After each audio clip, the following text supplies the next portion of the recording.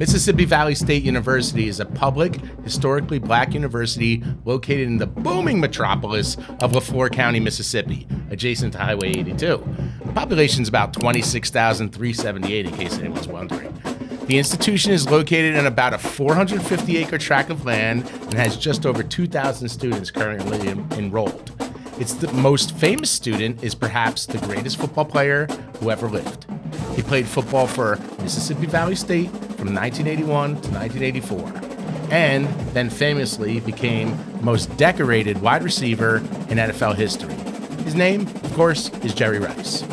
Rice went on to play 20 years in the NFL and was a 3-time Super Bowl champion with the San Francisco 49ers. Also, 13-time Pro Bowler, 10-time first-team All-Pro, a member of the 1980s NFL All-Decade Team, a member of the 1990s NFL All-Decade Team, a member of the NFL's 75th anniversary team, a member of the NFL's 100th anniversary team. Like I said, the most decorated wide receiver of all time, right? Among the NFL records he owns, most receptions in a career, 1,549. Most receiving yards in a career, 22,895. And my favorite, touchdowns. Touchdowns win football games. And most overall touchdowns in a career, 208. Most receiving touchdowns in a career, 197. So he has scored more touchdowns than anyone else in NFL history. That Emmitt Smith is in second place by a pretty wide margin. Emmitt Smith has 175 touchdowns total, 208 for Jerry Rice. But not everyone was convinced of Jerry Rice's ability coming out of college. Mississippi Valley State University. Although he did put up big numbers, he didn't exactly go up against the toughest competition. Not the greatest level of competition in that Division I AA school. As a junior in 1983, he set NCAA records for receptions with 102 and receiving yards for 1,450. He also set the single game record when he had 24 receptions in a game against Southern University.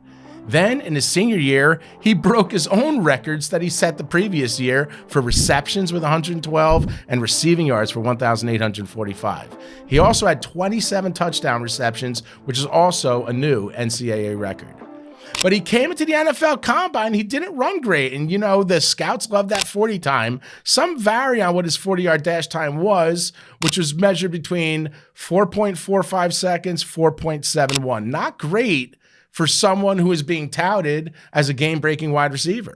And Rice later admitted to having doubts in himself. He was planning on a career as an electronics technician if it didn't work out in the NFL. But the San Francisco 49ers were definitely interested, and it turns out the Dallas Cowboys were interested as well. The 49ers had just won the Super Bowl with their star quarterback, some guy named Montana, and their head coach, you may have heard of him too, Bill Walsh, the architect of the West Coast offense. So Walsh was fascinated by Rice's big play ability, and he was dreaming of him playing in the 49ers' potent offense. The Niners traded multiple picks with the New England Patriots to draft Jerry Rice with the 16th overall selection, one spot ahead of the Dallas Cowboys. They moved up to take him before the Cowboys. They didn't want him going to the Cowboys, a rival in the NFC. In his first 3 games of the 1985 season, the first 3 games of his career, Rice was starting to find his way. It was tough at first to find playing time in a receiving corps led by Dwight Clark, who just won the Super Bowl, but he managed to be productive on the field in his first 3 games with a total of 9 receptions for 196 yards. In his 4th game, he didn't have any receptions, but they were trying to get him on the field, and he had the only kickoff return of his career. Then finally, in Week 5, October 6th, 1985, versus the Atlanta Falcons, Rice found pay dirt. And we have the ticket to that.